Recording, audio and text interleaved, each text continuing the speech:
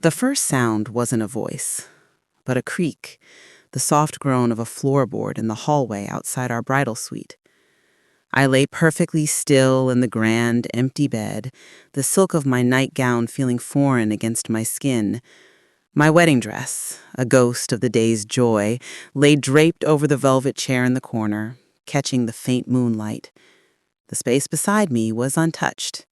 Talion, my husband of barely 6 hours, had chosen the small chaise lounge across the room instead. He'd said he was tired. The word had landed not as an apology, but a dismissal. Now his side of the room was silent. The chaise was empty.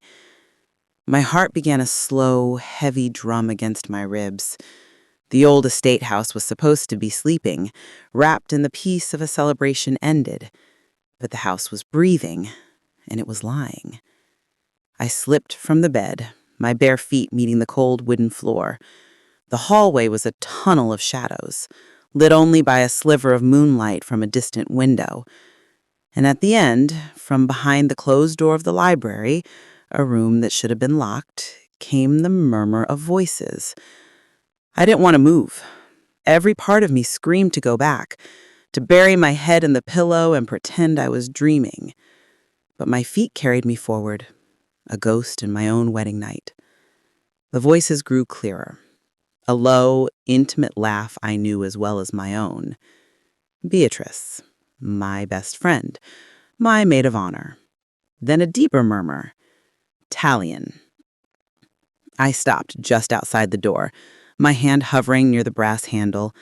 I could hear the rustle of fabric, a soft sigh. I was so scared she'd sense it during the vows, Beatrice whispered, her voice thick with the relief that felt like a physical blow. The way she looked at you. Mabel only sees the good in people, Talion replied. Not cold, but soft, resigned. It's her greatest weakness. The truth didn't sink in, it detonated. It shattered the picture-perfect memory of our reception, the toasts, the first dance. It turned my I do into a joke. I didn't mean to push the door. It swung inward on silent hinges, revealing them in a pool of lamplight. Talion, his shirt open, his hands on her waist. Beatrice, her elaborate hairstyle now undone, her dress unzipped. For a heartbeat that stretched into eternity, nobody moved. The world froze. I saw the shock on Talion's face, the quick flash of panic in her eyes before it hardened into defiance. I didn't scream. I didn't cry. The pain was too deep for sound. I just stood there, in my simple nightgown, witnessing the funeral of my own life. Mabel, Talion started, stepping back, his hands raised as if I were a threat. I didn't let him finish. I turned and walked away. My legs were numb, but my back was straight. I walked back down the hall, past the room we were supposed to share, and descended the grand staircase. I didn't even stop to change. I walked out the front door of the estate and into the cold night, the thin fabric of my nightgown doing nothing to stop the chill. I didn't know where I was going. I just knew I could not stay. Earlier that week, I remember the light. It streamed through the tall windows of my boutique, catching the dust motes that danced in the air like tiny fairies. I was putting the final touches on my wedding dress, my fingers smoothing the delicate lace I had chosen with so much hope. In 3 days, I would marry Talion, the man who had walked into my small shop 2 years ago and, I thought, straight into my heart. It's perfect, Mabel, a warm voice said from the doorway. Beatrice stood there, a cardboard tray holding 2 coffee cups in her hands. Her smile was like sunshine. She was my anchor, the sister I had chosen. We'd been inseparable since art school, and she was the only person I trusted to be my maid of honor. I can't believe it's almost here, I said, my voice trembling with a happy nervousness. She handed me a coffee. You deserve every second of this happiness. She leaned against the counter, her eyes soft. He's a lucky man. I believed her. I believed in the future we were building, a life filled with the art we loved, the business we were growing, and the quiet, steady love Talion offered. He wasn't a man of grand gestures, but of quiet promises. He remembered my favorite tea, he listened when I talked about my dreams for the boutique, and he made me feel safe. The wedding was to be at the old Miller estate on the outskirts of the city. It was a place of crumbling beauty and sprawling gardens, and the moment I saw it, I knew it was the only place we could say our vows. It felt timeless, a place where memories were meant to be made. The day before the wedding, we had a small dinner there with our families. The string lights were lit, casting a golden glow over everyone's faces. Talion was quiet, but he held my hand, his thumb tracing circles on my palm. I thought it was his way of dealing with the pressure. Beatrice was everywhere at once, laughing with my mother, charming his parents, making sure my glass was always full. She was the perfect best friend. That night, as I tried to sleep in the estate's ornate guest room, I felt a pang of anxiety. It was normal, I told myself. Everyone gets cold feet. I pushed the feeling down, burying it under images of the life Talion and I would build.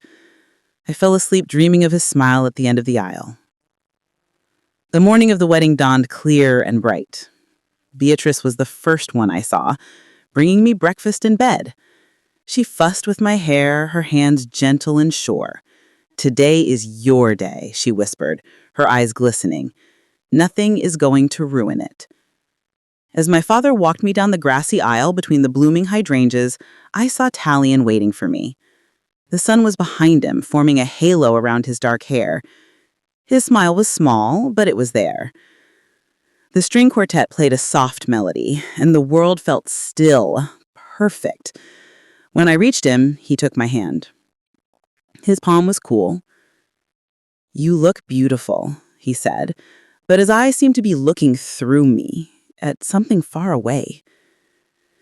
The officiant spoke, and we said our vows. My "I do" was a breath of pure joy.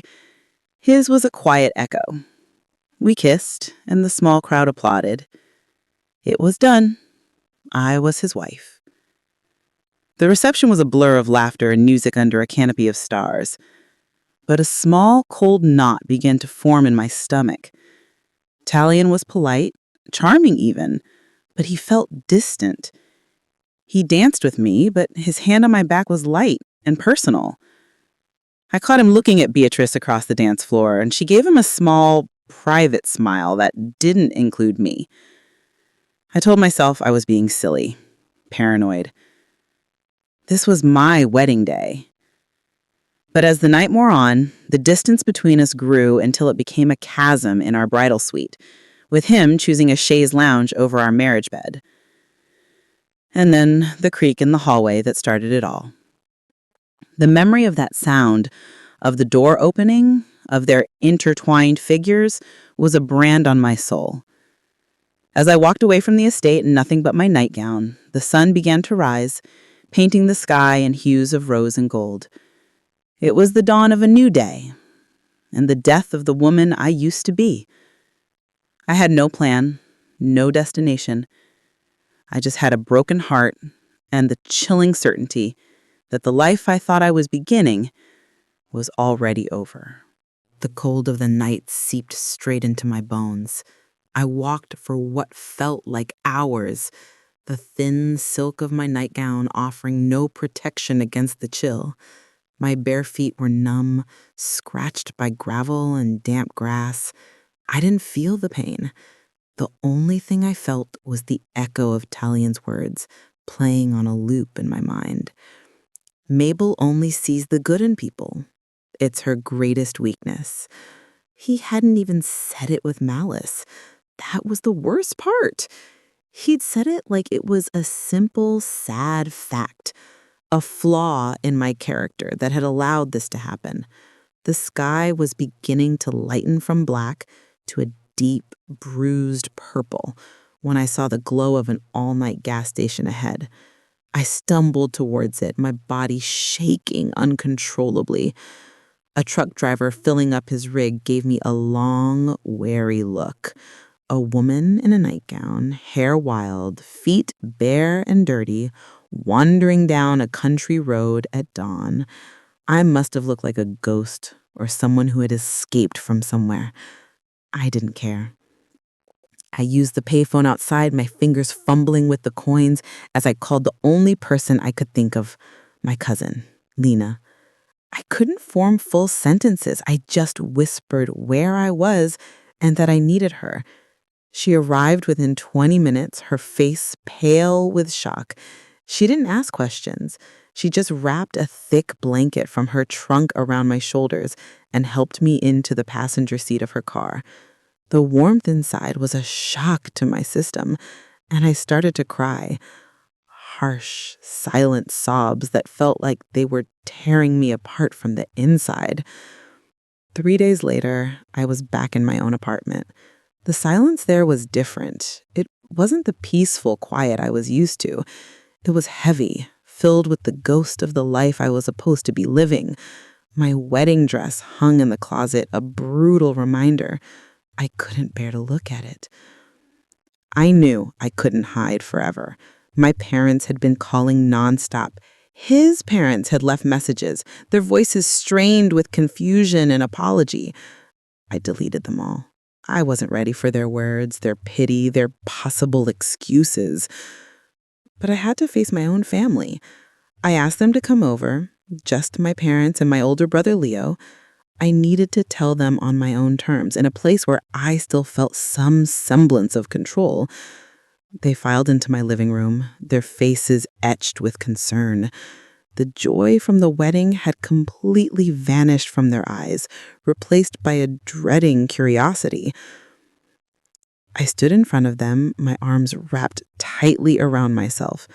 I didn't cry. I felt strangely hollow. All my emotions burned away to ash. "I'm not married anymore," I said, my voice flat. "The marriage is over." My mother gasped softly.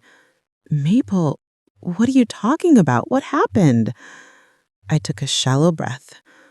On our wedding night, I found Talion. He was with Beatrice.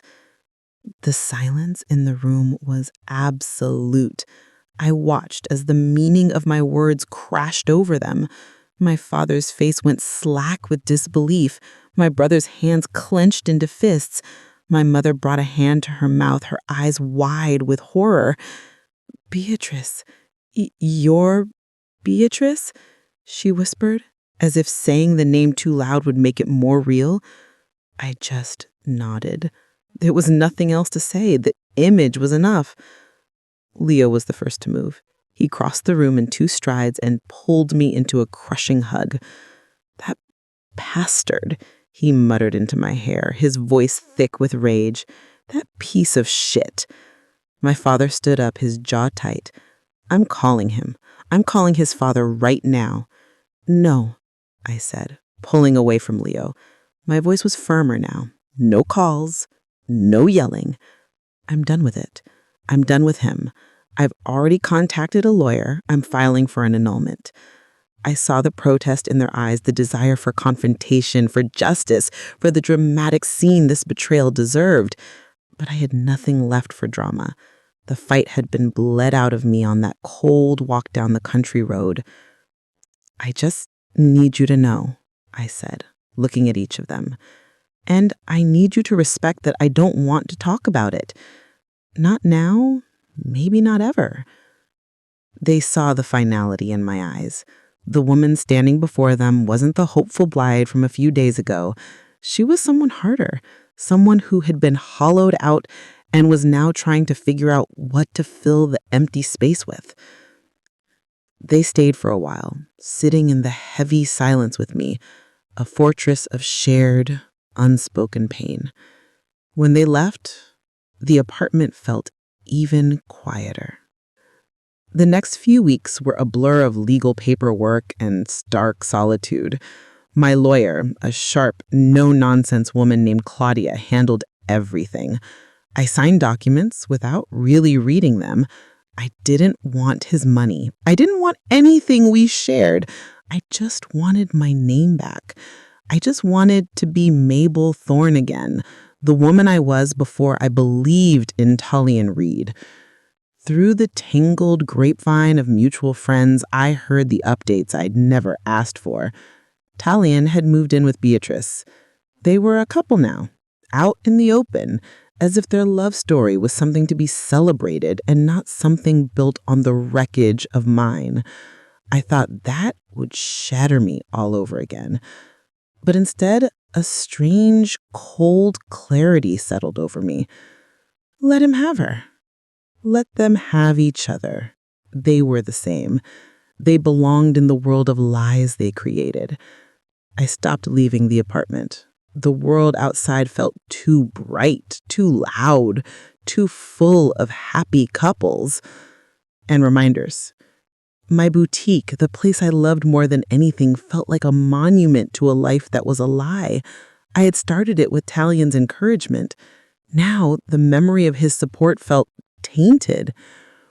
One afternoon, I was staring at a blank canvas in my living room, a half-empty cup of cold coffee beside me.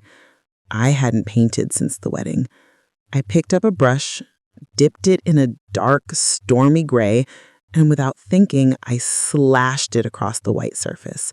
Then I did it again and again. I wasn't painting a picture. I was expelling the poison. I painted until my arm ached, and the canvas was a chaotic, angry mess of dark colors. I stood back, breathing heavily. It was ugly. It was raw. And for the first time in weeks, it was how I truly felt. It was a start. The angry, gray-streaked canvas stayed propped against my living room wall for a week. I didn't touch it. I just looked at it each morning, acknowledging the storm it represented. It was the first honest thing I'd created since my life shattered. One Tuesday, the silence in my apartment became unbearable. It was a heavy, judging silence. I knew if I didn't leave, I would start to dissolve into it. My hands were shaking as I pulled on a simple sweater and jeans. I drove to my boutique, Mabel's, my heart pounding the entire way. The cheerful, scripted lettering on the window felt like it belonged to another person's life.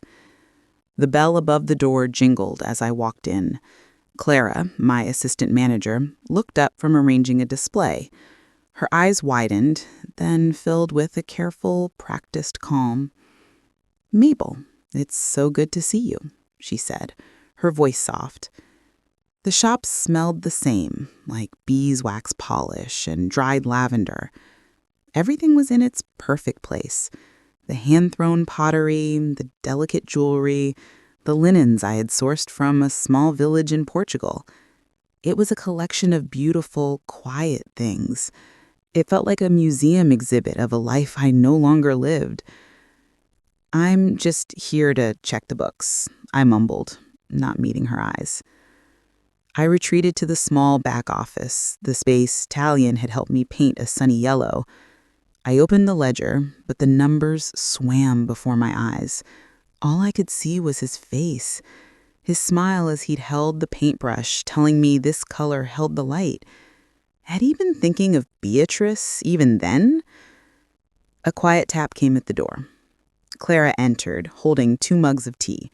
She placed one on the desk in front of me. "The suppliers have been calling. They need decisions on the fall collection.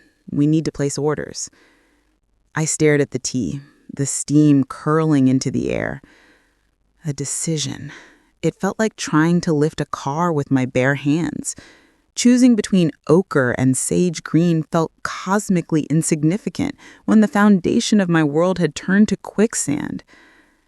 "I can't do this," I whispered, the confession tearing out of me. "Clara, I can't do this right now."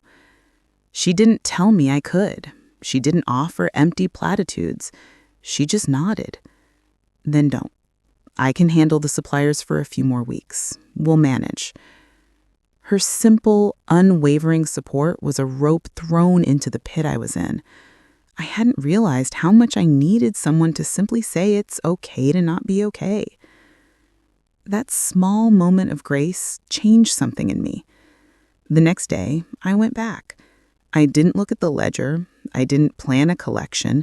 I took a bucket of soapy water and a rag and I started washing the front window. I scrubbed away the city grime until the glass sparkled. Then I dusted every shelf. I rearranged a display of ceramic vases, not for sales, but for the simple, meditative pleasure of creating order. I started showing up every day doing one small, tangible thing. I repotted a fern struggling. I sorted a box of tangled silver chains. With every small, completed task, I felt a tiny piece of myself click back into place. I was not building a dream anymore. I was doing maintenance. I was keeping a ship afloat in a calm harbor until its captain was ready to sail again. It was during this time that the rumors about them began to trickle back to me, not through friends, but through the impersonal gossip of customers who didn't know the woman behind the counter was that Mabel. "I heard they're fighting already," a woman murmured to her friend while examining a scarf. "Beatrice looks miserable. I saw her at the coffee shop and she jumped every time the door opened." I felt nothing. No schadenfreude, no satisfaction. Their world, the one they had chosen over mine, sounded loud and brittle and exhausting. My world was quiet. It was a clean shop window, a thriving fern, and the slow, deliberate mending of a broken spirit. Their drama was a distant storm I could watch from a safe, sheltered place. I had been the victim of their story, but I was no longer a character in it. I was busy writing my own. Peace, I discovered, didn't arrive with a grand fanfare. It settled in quietly, like the first snow of winter. It was in the rhythm of my days, the hiss of the espresso machine in my quiet apartment, the satisfaction of a well-ordered inventory sheet at the boutique, the simple pleasure of choosing a book simply because I wanted to read it. The boutique was no longer a monument to a past life, but a testament to my own resilience. I had stopped seeing Talian's ghost in every corner. The sunny yellow office was just a color on a wall. I began to experiment again, introducing a small line of my own pottery, pieces that were a little imperfect, with raw edges and earthy glazes. They sold out in a week. It was at a small, local artisanal market that I met him. I was there to support a jeweler whose work I stopped. He was at the booth next to hers, a woodworker. His name was George. He wasn't like Talion, where Talion had been polished angles and quiet intensity. George was all warm, solid presence and easy smiles. He didn't try to impress me. He saw me struggling to carry a box of my ceramics and simply took it from my hand, saying, "That looks like a job for at least 2 people." We talked about wood grain and clay. He told me about the old maple tree that had fallen on his family's property, the one he'd used for the bowls on his table. His passion was quiet, genuine, and rooted in the real world. There were no hidden layers, no shadows in his eyes. The first time he asked me out for coffee, I felt a flicker of panic. But it wasn't the dizzying, anxious thrill I'd felt with Talion. It was a simple, quiet question. I said yes. With George, everything was different. There was no urgency.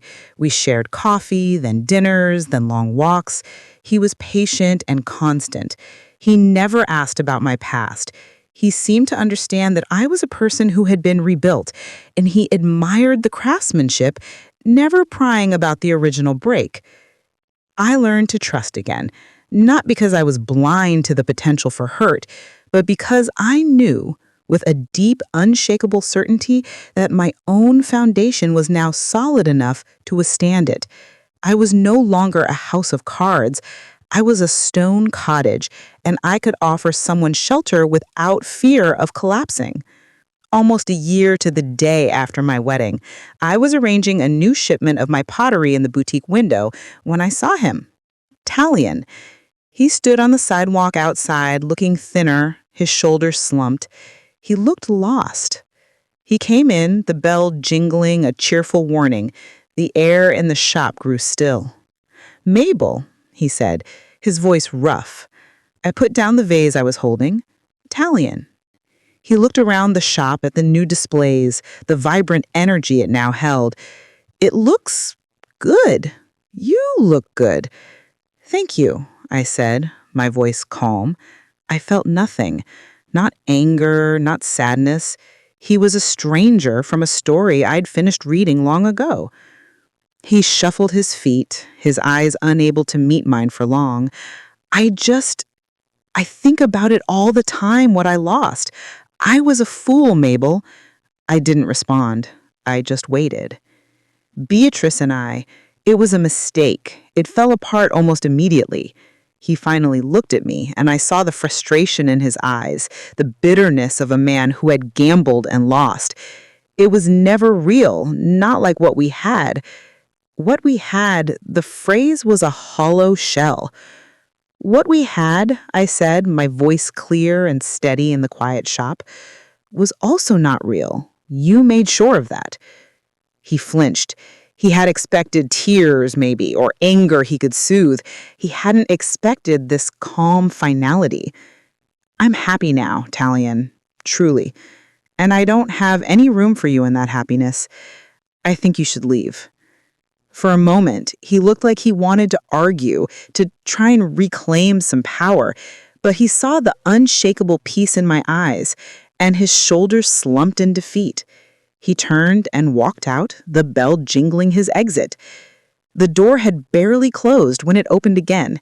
It was George, holding 2 paper cups of tea, his smile fading as he saw my face. "Everything okay?" he asked, his gaze sharp with concern. I looked from the door back to him, this man who brought me tea and asked for nothing but my company. "Everything is perfect," I said, and for the first time, I knew it was the absolute truth. He didn't press, he just handed me the tea, his hand brushing mine, a simple touch that felt like a promise. I was no longer a survivor, no longer a victim of my own story. I was the author. And this quiet, solid love, this peace I had built with my own 2 hands, was the only happy ending I had ever needed. What would you have done if you were in Mabel's shoes? Could you have walked away with your head high, or would you have confronted them differently? If this story of betrayal and quiet strength resonated with you, hit like and share it with someone who needs to hear about rebuilding after heartbreak. Subscribe for more powerful stories of resilience, love, and finding your way back to yourself. Let me know where you're watching from. Drop your city and country in the comments.